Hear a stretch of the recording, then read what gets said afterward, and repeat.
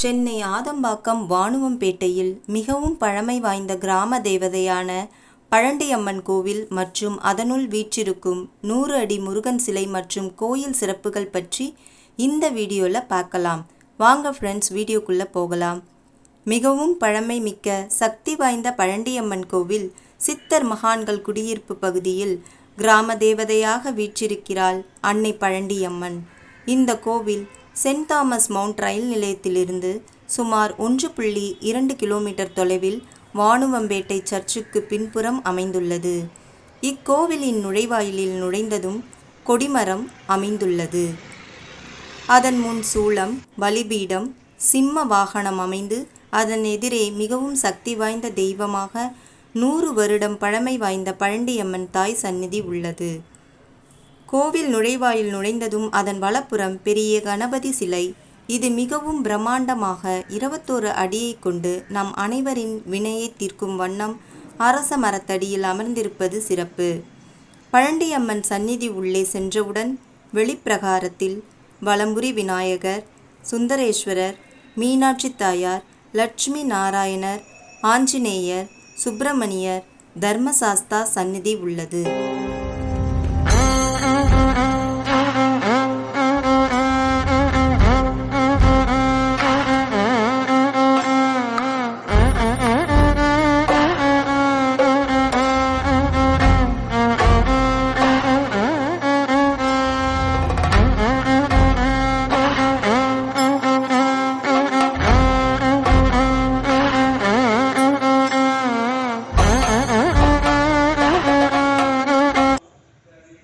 பழண்டியம்மன் சந்நிதி வெளியே வந்ததும் ஆதிமூலநாதராக சிவன் வீற்றிருப்பது காண கண்கோடி வேண்டும்.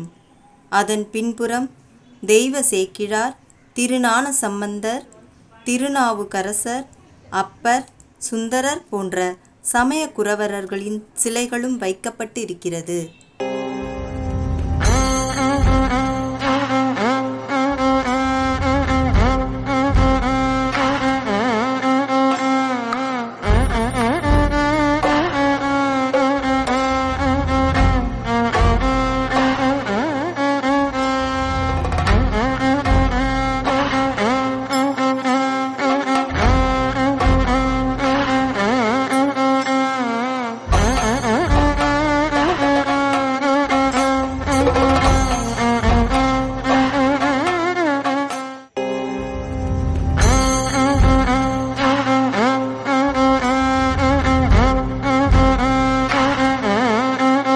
பின்புறம் 100 அடி கொண்ட முருகன் சிலை மலேசியா 10 மலை முருகனை போன்ற அமைப்பில் அமைந்துள்ளது.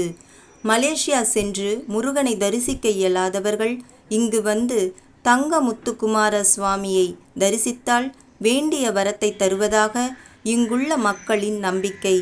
முருகன் சிலை அருகே வேப்ப மரம் தலவிருட்சமாக அமைந்துள்ளது.